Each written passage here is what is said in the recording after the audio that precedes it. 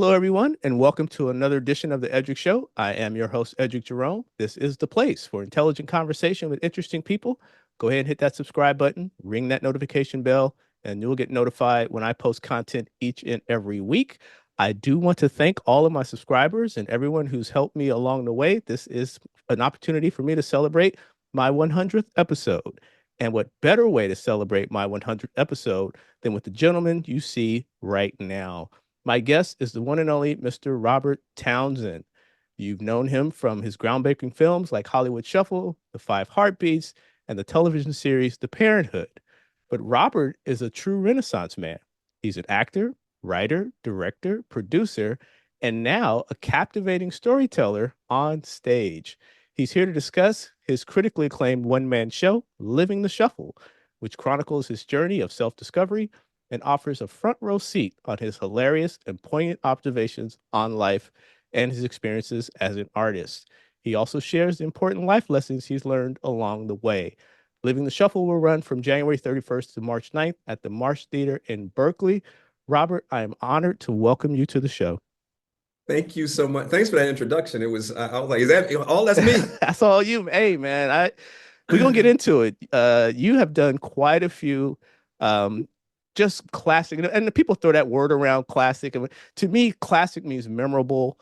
It affects culture, and we'll get into all of that. But you've done some amazing things, and I can't wait to talk to you about them. So Thank let's you. let's get into it. So, as I mentioned in my introduction, most people know you from film and television, um, but what was your inspiration for writing and performing a one-man stage play? You know, let me say this. I started out as a stand-up comedian. That's how I started. I started at the improvisation in New York City in 1974, 75. And and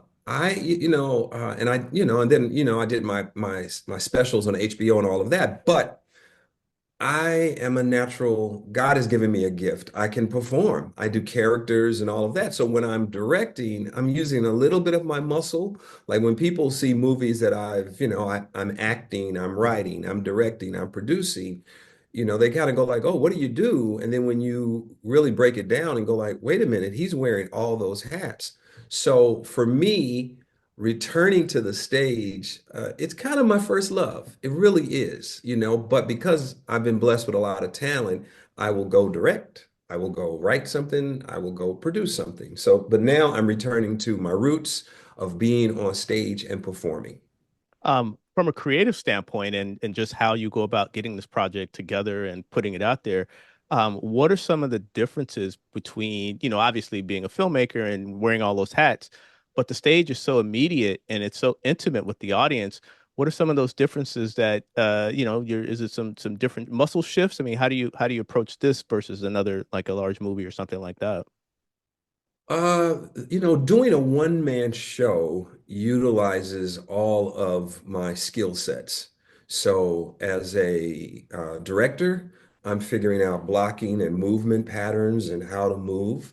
Um, as a writer, I want to, I'm telling true stories. So, but I tell them in a way that I kind of reel you in so that you're listening, and then I'm going to hit you with a curveball. So the difference, doing a live show as opposed to movies and television is that I hear the immediate reaction. I hear people go, ooh, oh my God, Robert almost died. How's he going to get out of this? Oh my God.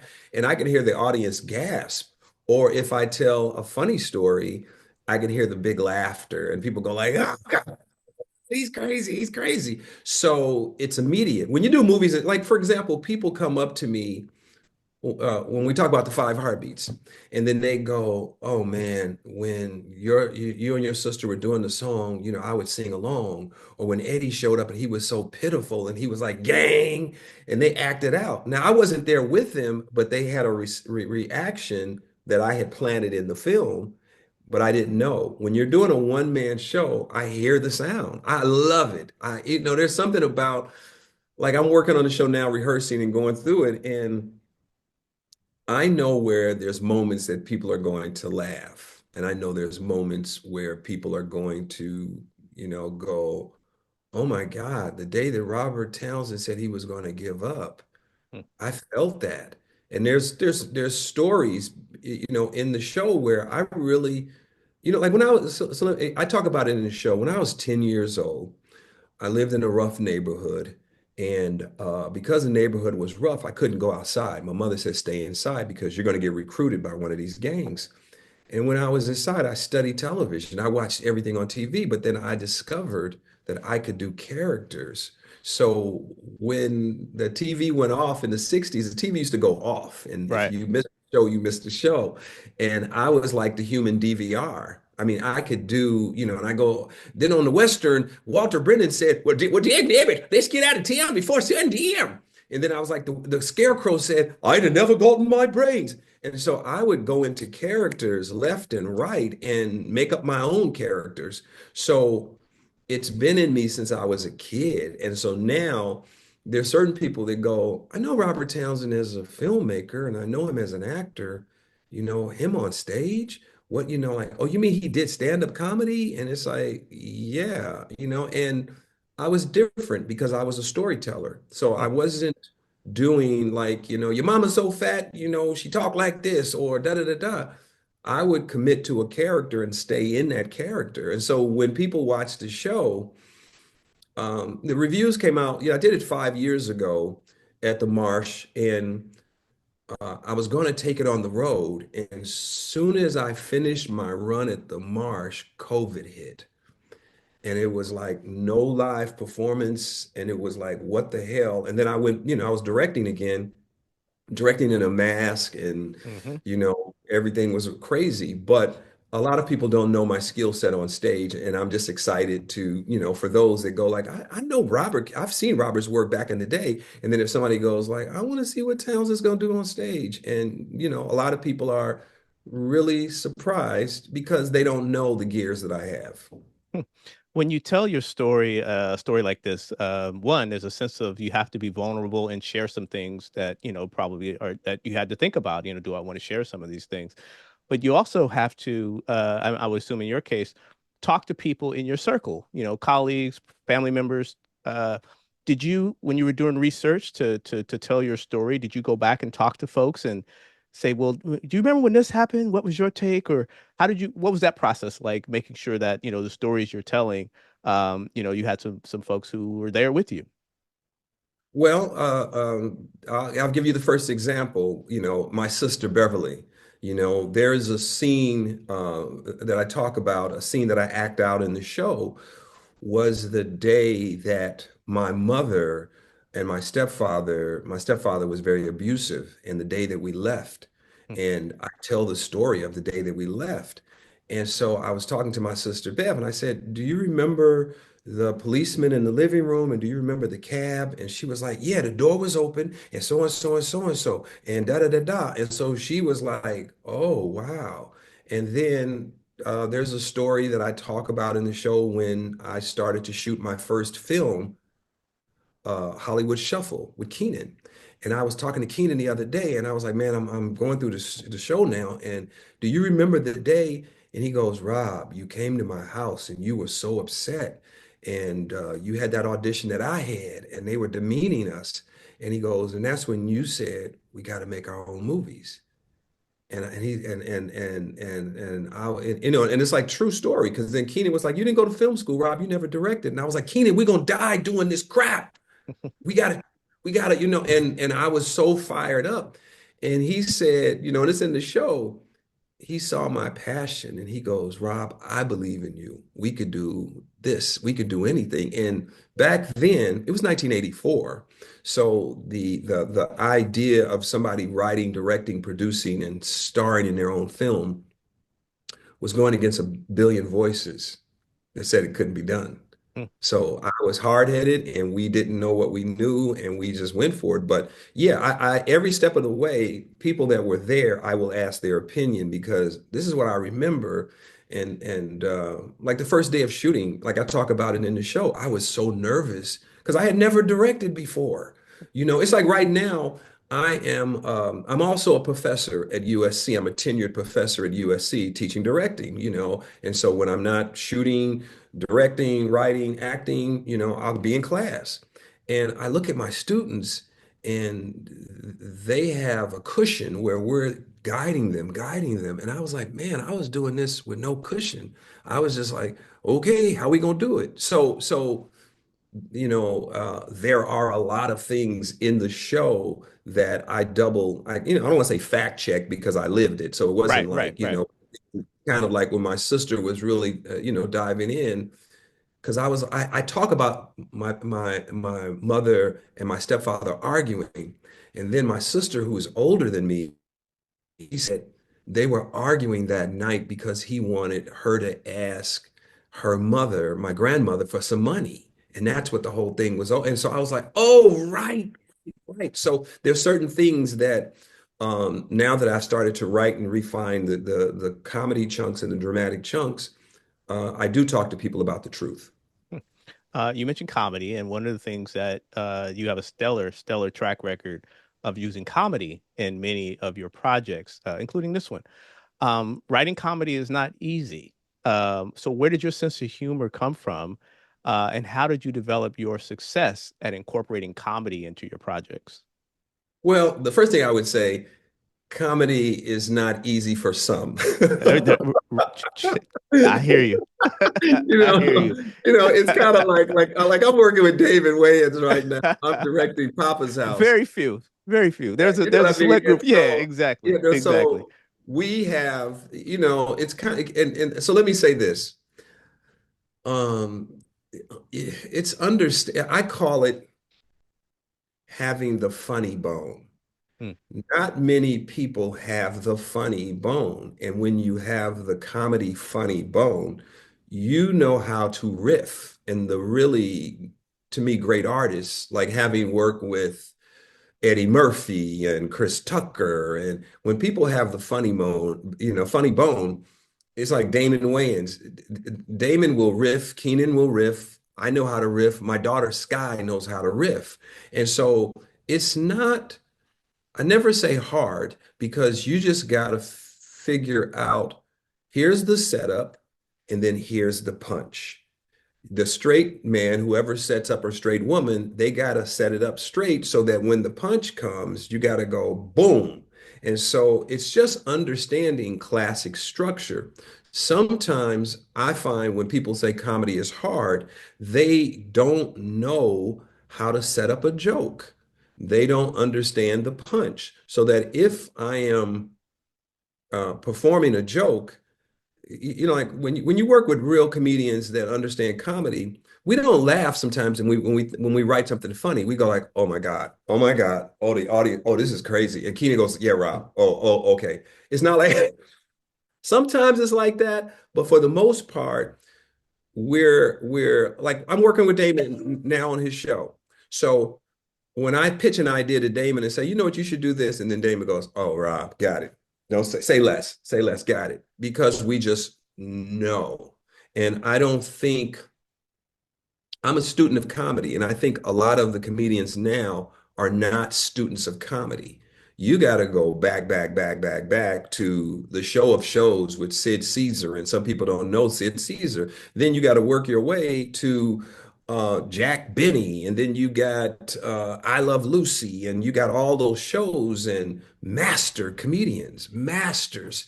So Keenan's a student, like I'm a student, and like when we did Hollywood Shuffle, steel sharpens steel. I'm thinking jokes. Keenan thinks jokes. Joke. You got Damon there. You got John Weatherspoon. You got Franklin Ajayi. You got all these funny people. And then I learned early on when you have really talented people, get out of the way. Let them, oh, you got another joke here? Go for it. Go for it. Go for it. Me and Keenan would do take one, take two, and then on take three, he would go, I got something. And I go, oh, I got something too. And then we're like, okay, here we go. And action. And then it's like, so I was saying, no, you wasn't. Da da da da. And then it's like, kaboom. So for me, comedy is not hard. It is understanding. It's like understanding the type of joke and what kind of joke. Hmm. So, for example, directing television. I've done a lot of episodes of different shows. So I did the Best Man limited series. So Malcolm Lee writes comedy a certain way for the Best Man. I'm doing a sitcom with Damon. That's a different kind of comedy. I'm doing Force for the Power Universe with Tommy Egan. They have comedy, but it's dark comedy. So it's just understanding the layers and the tone of a world. Hmm.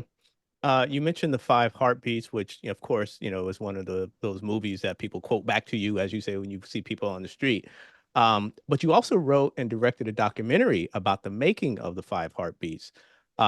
When you were going through the documentary and creating that piece and that film, um, what was that experience like looking back on the film, documenting it and reflecting on that journey, which led you to create one of the films that, people literally, like you say, quote to your face and has really ingrained itself into our culture? Um, I never revisit any of my work. I got so many ideas in my head. I'm always creating stuff that's original.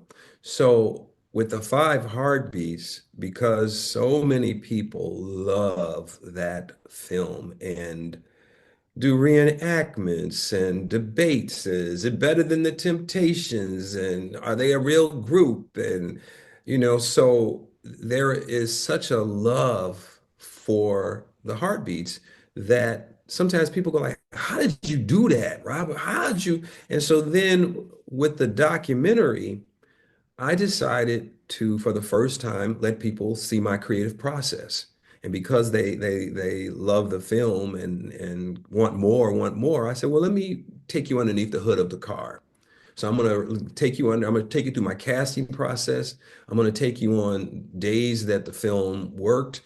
I'm gonna take you through my disappointments so that it's kind of like a master class on what to do and what not to do and keeping your faith strong. Because once you set out on a new journey, you never know how it's going to end up, but you got to believe. Like when the studios, everybody said no to the Five Heartbeats, and you see that in the documentary, and when we finally get the green light, that was the movie I was going to make for 3 years, but I finally got the green light, and then now in hindsight, I knew it didn't do well at the box office, but it became a classic. I always knew, but I just didn't know how to market it. And so right now, I got ideas, like I'm never short on ideas. I've got ideas that, are franchise ideas. But again, it's kind of like the audience has got to understand when you have something in your head and you go like, I'm going to do a movie about a singing group and it's going to be, the musical numbers are going to be like this. But you got to also add into it, I'm co-writing with Keenan. I'm directing the film. I'm starring in the film. I'm producing the film. I'm finding all the music. And so I'm wearing all these hats, and it's just one guy, but I know when I see it, okay, I want Harry Lennox is going to be dresser, and casting everything. So the documentary was the love letter to fans that really love the Five Heartbeats. So when you see it, you go like, oh my God. Like some people that have seen the documentary, they go, it makes me love the movie even more, knowing the journey that Robert went on. So it's kind of cool. It's kind of cool. Years ago, I took a film class in college, and Hollywood Shuffle was one of the films that we studied. I'm sure you Okay. know it's used in film schools and film classes everywhere. Um, the lessons and takeaways from that film are just as relevant today, if not more relevant today, than they were when you released the movie back in the day. Why do you think Hollywood Shuffle has stood the test of time like that? And why do you think it still resonates with audiences today? Well, I think the industry has changed a lot and then it's changed a little. So I think they're still, because if somebody said, we figured it out. Everything is working now. Everything is great. No, there's still stereotypes. It's still there. Now we have more options and more choices, and so there's a little bit more balance to the game. But for the most part, the images are still, the images are better, but there's more work to be done. I'll put it like that. And so when people see Hollywood Shuffle, like the young actors that I meet, and they go like, man, we still going through it. They'll write dialogue in there. They'll name a character like this or something. And sometimes the casting directors, we go, oh, this is Hollywood Shuffle. And the casting director hasn't seen the film and they don't know what they're doing. So the fact that it is still relevant to this day, just makes me feel good that we created something that is timeless. Um, One of the things I really wanted to ask you about was your film, The Meteor Man, because um, just objectively looking at it, that could be, and you can argue that's one of the greatest collection of acting talent on film. Uh, I mean, I'm gonna go through the who was in that film. Yourself, Marla Gibbs, Eddie Griffin, Robert Guillaume, James Earl Jones in A High Top Fade, Bill Cosby, Don Cheadle, Sinbad, Frank Gorshin. Speaking of the old comedians, we all remember Frank Gorshin. Luther Vandross, Big Daddy Kane, Tommy Debo Lister, John Witherspoon, Jennifer Lewis, Faison Love, Wallace Shawn, Tretch, Beverly Johnson, Leela Rashawn, LaWanda Page, Samuel Jackson, Nancy Wilson, Biz Marquis, and our friend, your co-producer on your latest project, Don Reed. Um, how were you able to assemble that stellar cast of just supremely talented people? And it's just I can't think of a film, and I'm being serious now, with a cast like that. How were you able to assemble all those folks together? Let me say this. As I go back in time and I think about putting that project together, again, I always want to break new ground, new territory. And so I said, oh, I want to create the first Black superhero. But I know to really reach the biggest, widest audience, I need to put together an all-star cast. So I came up with a wish list of actors and actresses that I wanted to work with and be in the project. And when I reached out to everybody, they all said yes. And they were like, the casting director, was like, they're in, they're in, they're in, they're in, they're in. And I was like, oh my God, everybody, and I pitched my heart out. I was like, I need your help. I need your help. We're trying to, I want this movie to be special. I want it to be, I want, more stars so that everybody can come and have a good time. And this is a movie for kids. Because back then, there weren't a lot of movies for children of color. I Right, mean, we had Wiz and we had the Wiz, and that right. was it.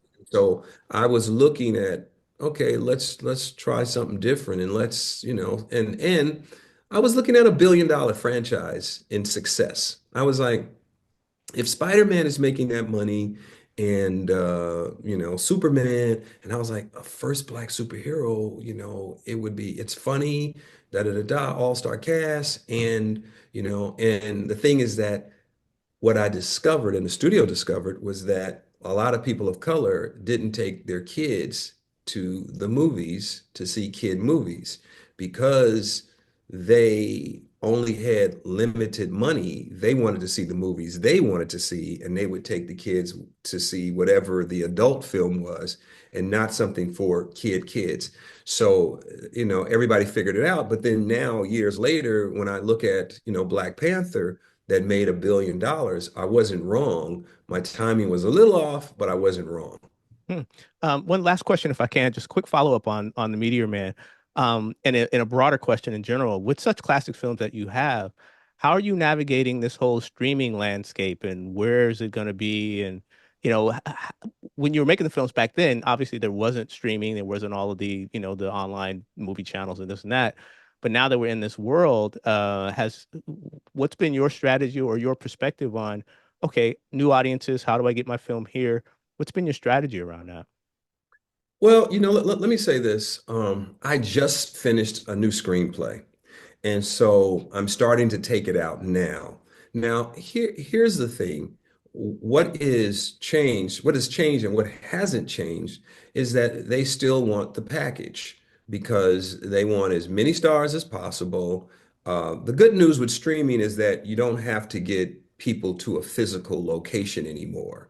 They can put together a great trailer and say, hey, everybody come here. The thing for me is that I love the movie theater. So, I want my new baby to be in the cinema. So it's just now like, okay, running numbers because it all boils down to numbers. How many, if we do it for this price, your fan base with another star's fan base with another star's fan base and the subject matter, does that equal ba-rum-pa-pum? So it's all numbers. And before I didn't understand it. Now I understand it on a whole nother level because at the end of the day, the marketing department has to run the numbers. And they've got to say, like even in the streaming, they got to go, okay, if we have so and so in there, people know them. This will equate to 70 million people worldwide because they like that artist. Like if you took the example of Meteor Man now and you have all those people, now you got audiences all around the world that go, oh, and the numbers would have been like bazoom. So now I just think it is understanding the new media. It's not complicated. It's like, do you have a great story and how many stars can you get attached to your story? So for me, I just sent the script out, so I'm waiting to get feedback and okay, so and so wants to do it. So and so, it's going to be too expensive, or so and so can do it for this cost. Can you get so and so to be in it? So it's just it's business as usual, just navigating the waters. My final question for you, before we wrap the interview is I get a chance to talk to a lot of up and coming filmmakers here in the Bay Area in Sacramento. And I really enjoy talking to them and picking their brain and then having on guests like yourself. What advice, I know this, I don't want it to be a cliche kind of question, but it truly is. Um, what advice or what feedback or what perspective would you give a young filmmaker today, in terms of just getting their film made and putting their vision out there? Um, the thing that I would say, if I'll say it like this, if they want to be born, and when I say born, you have an introduction and all of a sudden you're a part of the industry. I was born with Hollywood Shuffle, a film done with a credit card, no money, but just being very smart, utilizing all resources, working with, Keenan, Ivory Wayans, and two comedy minds come together and we make it as funny as possible and find the heart. If I was a filmmaker now, um, it is just going the extra mile to prepare because a lot of filmmakers, they don't have auditions because they go, I know everybody I want to have in it, and they don't do table reads, they don't do rewrites, they don't take time to network. They are in a little bubble by themselves. Now everything is very affordable. You can shoot a movie on an iPhone. You can shoot with a digital camera and you can rent it for like $100. You could, well, we didn't have you had to go to the library back in the day if you wanted to find anything about technology or filmmaking or anything. Now you can just go, Siri, tell me about camera angles. Siri, tell me about storyboards. Show me storyboards. Everything is here. So the only thing that will stop this new generation is fear, is fear. Because there's nothing, I tell my students at USC all the time, I said, go on your phone and you have all these friends, call all of your friends and see how many locations you can get for free. It's like, oh, my dad owns a funeral home. Oh, my mom has a restaurant. Oh, man, we have a storage place. Now, if you get all those free locations and then you call friends and family and say, hey, would you be extra in my film? I just need you for a few hours. There's a way to make a movie with no money. And my thing is that acting, writing, directing is a muscle. The more you do it, the stronger the muscle gets. So, what we did with Hollywood Shuffle was that we had 2 weeks of rehearsal that people don't know. I started in the theater, so I rehearsed everybody, and we were just working, working, working, working, working, working, working. And when it came time to shoot, everybody was ready, and I only did 2 takes, 3 takes, and we kept moving. So, this generation of filmmakers, it's about being prepared, check your ego at the door. If someone has the best idea always wins. Me and Keenan would fight like this when we were writing, but if whoever had the best idea, we go like, all right, man, yeah, you're right. Yeah, man, all right, you're right. And with my crew, I respect people's time. And I think if you say, like with Hollywood Shuffle, I employed 83 actors. I was aware of time. So, and I had no money. So if we're shooting at that house across the street, everybody's got to park 4 blocks away. So nobody knows we're shooting there. Once you get in the house, you're quiet. If everybody's outside lollygag and police show up, they shut us down. So it is just taking your time to think through all of the beats. If you've got locations for free, if you've got somebody that says, hey, we could go to, a certain store and get all the food, and we've got some people that can cook. My cousin can cook, my aunt can cook. Then there's pasta, there's chicken, da da da da. And then people feel like, oh, we're eating, but there was a way to make it smart. And I learned, it was my first time ever directing. So I learned I had film students that from AFI, and one of the first DPs, Peter Deming now is like a big Hollywood cinematographer. And he did Austin Powers and all these different movies. Really smart guy. So I was always looking at, oh, that was the other thing. Yeah, sure. Go ahead. I was acting, writing, directing, producing, but I was also the first AD. So Mm. I was like, places, places, here we go, blah, blah, blah, because you got to have a clock. So for the filmmakers now, everything is possible. You just got to be fearless and just go for it. Well said. Well, Robert, I know you're in rehearsals for your one-man show. So I do want to thank you so much for taking the time. Let me give the particulars and the details. So Robert Townsend is starring in Living the Shuffle, which he wrote and directed and co-produced with our friend Don Reed. Living the Shuffle runs from January 31st through March 9th at the Marsh Theater in Berkeley. You can visit themarsh.org for showtimes and ticket information. And Robert, if people want more information about you or your work or your career, where can they go? I am on Instagram. I am Robert Townsend, and I'm on. You look for the blue dot. I'm on all the places. I'm not on social media a lot, but you've got information to me there. I noticed that on your Instagram, you have quite a large following, but you don't follow that many people. I did notice that, which is that's a good thing, man. I much respect for that because it's that social media world is a whole another thing. Yeah, Um, I'm still like my kids are teaching me, but I'm still learning to navigate the waters. So, Awesome, awesome. Well, good luck with living the shuffle. I really appreciate you taking the time to come on the Edric Show and sharing your thoughts on your career. And I hope to be able to come on. You can come on again and we can chat it up again. I would love that. And congratulations on your 100th episode. Boom, boom, Thank boom, you. boom, boom, boom, Thank boom. you, man. Thank you. It's the journey continues. I really appreciate it. Thank you for that. Blessings. This has been Have another a great edition of the rest of Edric Show. Thank you. I am your host, Edric Jerome. As promised, intelligent conversation with interesting people. Go ahead and hit that subscribe button, ring that notification bell, and you'll get notified when I post content each and every week. I do want to thank you for tuning in, and I will catch you on the next episode.